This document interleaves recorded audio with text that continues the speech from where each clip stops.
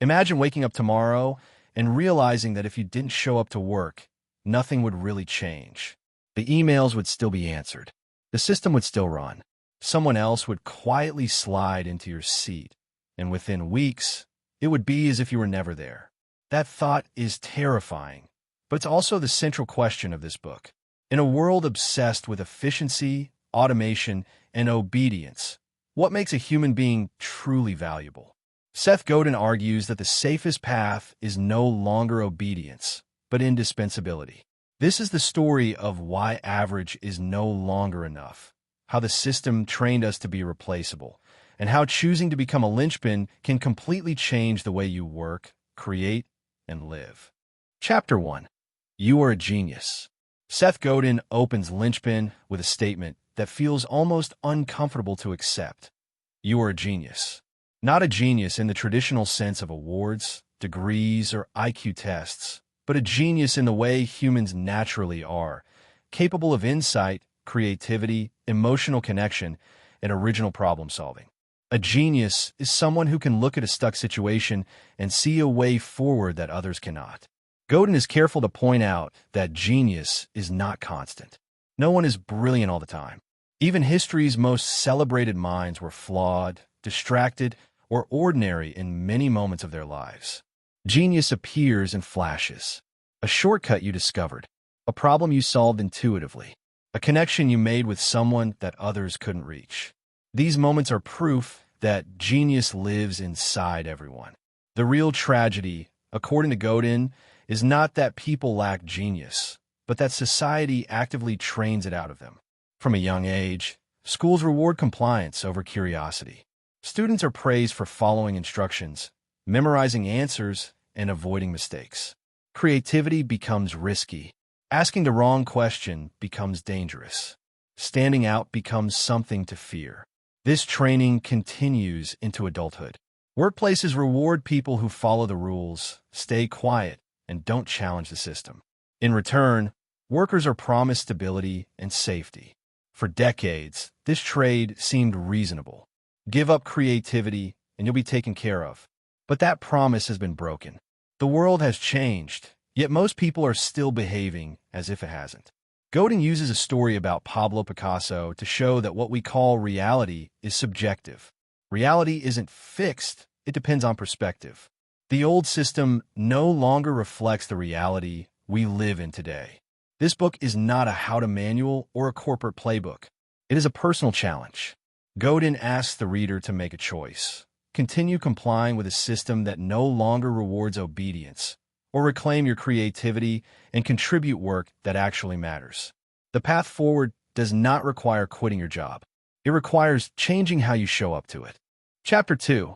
The New World of Work. Godin begins this chapter by describing the modern workplace as crowded with bureaucrats, note-takers, manual followers, and people who work only for the weekend. These roles were once essential because the economy was built on factories. Factories thrive on predictability, efficiency, and control. To explain how we got here, Godin goes back to Adam Smith's pin factory. By breaking work into tiny, repeatable steps, factory owners could hire low-skilled workers and dramatically increase output. Productivity soared, profits grew, and the system spread across industries. For nearly 300 years, obedience was valuable. But the system that rewarded obedience no longer works. Automation and outsourcing have stripped value from predictable labor. The better you follow instructions, the easier it is to replace you with software, a machine, or someone cheaper across the world. Godin introduces the concept of a linchpin, a person who is essential to an organization not because of a title, but because of impact.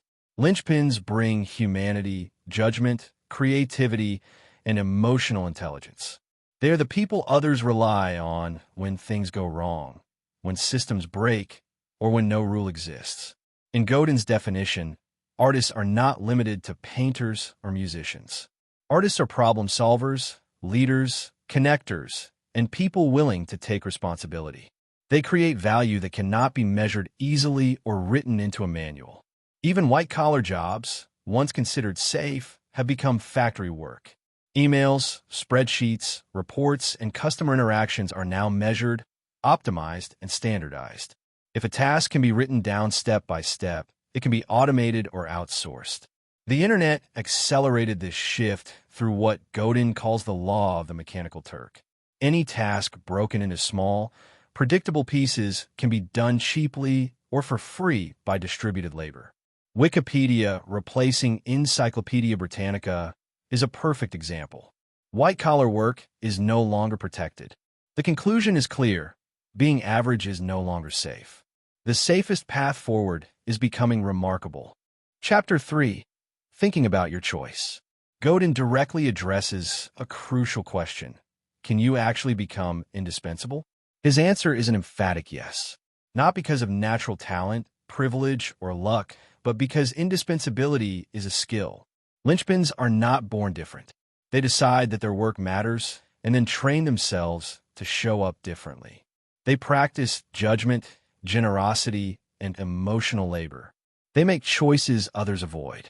Godin criticizes the education system again, pointing out that schools are rarely designed to produce remarkable people. They reward obedience, standardized answers, and rule following.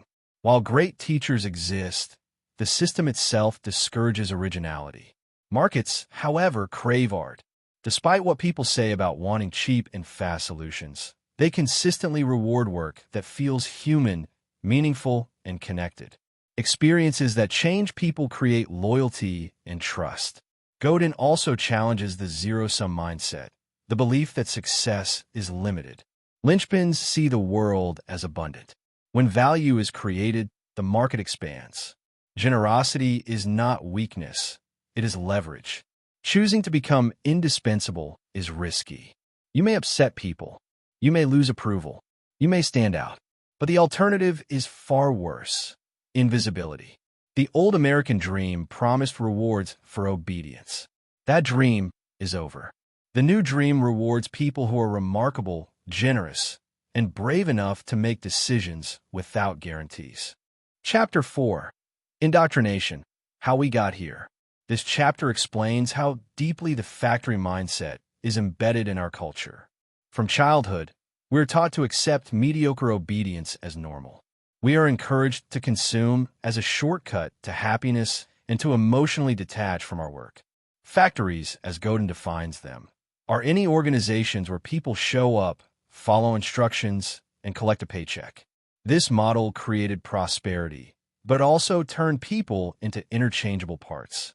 As interchangeable machine parts became cheaper, interchangeable workers followed. The easier it was to replace someone, the less power they had. Over time, obedience became the defining virtue. Godin reminds us that this is not human nature. For most of history, humans were creators, hunters, farmers, and artisans. Factory jobs are a recent invention. The belief that work must be joyless and controlled is learned, not innate. Once you understand that this system was designed, you also realize it can be rejected. Indoctrination loses power the moment it is recognized. Chapter 5. Becoming the linchpin. A linchpin is someone an organization cannot function without. Not because they are flawless, but because they bring judgment, initiative, and emotional labor. Emotional labor is the act of caring deeply, connecting people, and solving problems without being told. It is invisible work, but it is the work that creates trust and momentum. Linchpins do not wait for instructions. They see gaps and fill them. They anticipate problems before they appear. They make decisions when no map exists. This kind of work is uncomfortable because it involves risk. There are no clear metrics, no guaranteed rewards. But it is precisely this uncertainty that makes linchpins valuable. You cannot be trained to be a linchpin through a manual. You become one by choosing responsibility over compliance. Chapter 6. Is it possible to do hard work in a cubicle? Godin answers this question clearly. Yes, but only if you stop believing that your job description defines your contribution. Cubicles are not the enemy. Compliance is.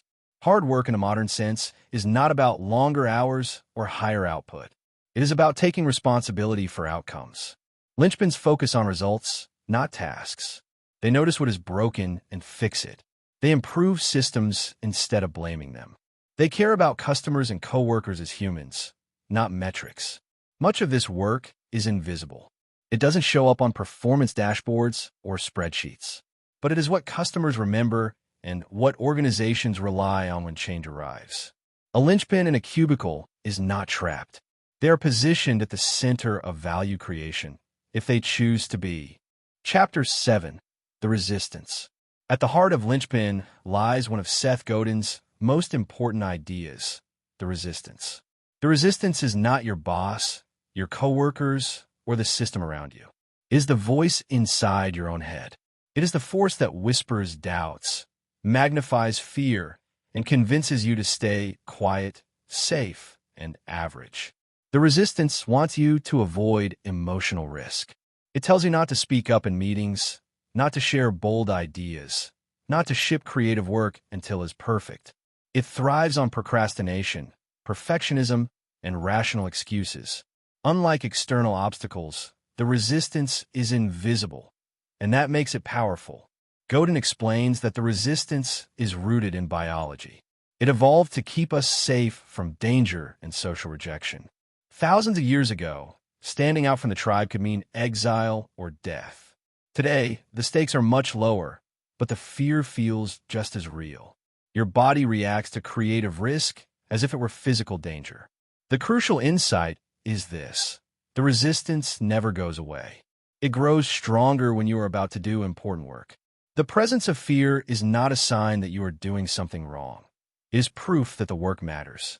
Linchpins learn not to defeat the resistance, but to act despite it. They recognize fear, name it, and continue anyway. Every act of art, leadership, or generosity triggers resistance. The difference between average people and linchpins is not courage, but practice. Chapter 8. The Powerful Culture of Gifts. Godin introduces a radical idea. The most valuable work often feels like a gift. A gift is something given freely, without a direct expectation of return. Gifts create emotional connection because they are rooted in generosity, not transactions. Factories run on transactions. Do this task, get paid. Follow the rule, earn the reward. But linchpins operate differently.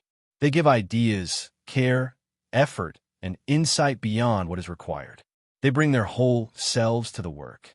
This does not mean working for free or allowing exploitation. It means understanding that true value comes from contributions that cannot be measured easily. A thoughtful email, a creative solution, a moment of empathy. These gifts build trust and reputation. Over time, people who consistently give meaningful gifts become indispensable. Others rely on them not because of authority, but because of impact. A culture of gifts transforms workplaces from mechanical systems into human networks. Chapter 9. There is no map. Factories depend on maps, clear instructions, defined procedures, predictable outcomes. But the future has no map. Change happens too fast, markets shift too quickly, and problems emerge that have never existed before. Godin argues that waiting for instructions is a losing strategy. Linchpins make decisions without certainty. They rely on judgment instead of rules. They navigate ambiguity rather than avoiding it. Working without a map is uncomfortable. There is no guarantee of success, no checklist to follow. But this uncertainty is exactly where value is created. Anyone can follow a map. Almost no one is willing to draw one. Linchpins understand that leadership does not come with permission. It comes from responsibility.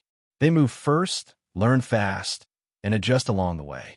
In a world without maps, initiative becomes the most valuable skill. Chapter 10. Making the Choice. Becoming a linchpin is not something you wait to be promoted into. It is a choice you make long before recognition or rewards appear. It begins with deciding to care more than necessary. Godin emphasizes that this choice must be made repeatedly. Every day presents an opportunity to comply or to contribute, to hide or to lead, to wait or to act. Making the choice often feels lonely. Linchpins do not always receive immediate validation, but over time, their consistency compounds. Trust grows. Influence expands. Opportunities appear.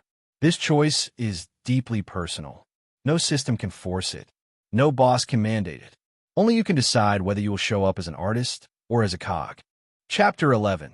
The Culture of Connection. Modern value flows through networks, not hierarchies. Linchpins understand that connection amplifies impact. They connect people to ideas, ideas to action, and individuals to one another. Connection is not networking in the shallow sense. It is not about collecting contacts. It is about building trust, listening deeply, creating bridges where none existed before. Linchpins become trusted nodes in a system. Information flows through them. Problems are brought to them. Opportunities pass through them. This position cannot be assigned. It is earned. As organizations flatten and decentralize, those who create and maintain strong connections become essential. Chapter 12. The 7 Abilities of the Linchpin. Godin identifies 7 abilities that define linchpins. These are not talents you are born with. They're skills you practice. First, linchpins provide a unique interface between the organization and the world. They humanize systems. Second, they deliver emotional labor, care, empathy, and insight that machines cannot replicate. Third, they make decisions. They do not wait for perfect information. Fourth, they lead without authority. Influence matters more than titles. Fifth, they create art. Art is any work that changes people. Sixth, they build trust through consistency and generosity. Seventh, they connect others, amplifying value beyond their individual efforts. Together, these abilities make linchpins rare and essential. Chapter 13. When it doesn't work. Not every act of leadership succeeds. Linchpins take risks, and risk includes failure. Sometimes ideas are rejected. Sometimes generosity is misunderstood.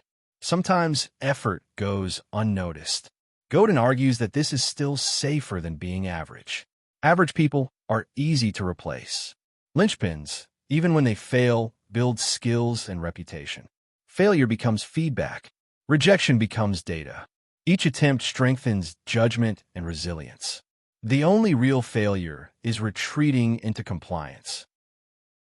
Chapter 14. Summary. The system is broken.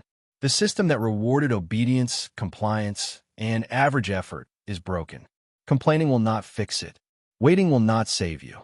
The opportunity now belongs to those willing to take responsibility, create art, and bring humanity to their work. You already have the tools, your creativity, your empathy, and your willingness to choose. The final message of Linchpin is simple and challenging. You do not need permission to matter. You do not need a map to lead. The only question left is whether you are willing to choose not to be replaceable.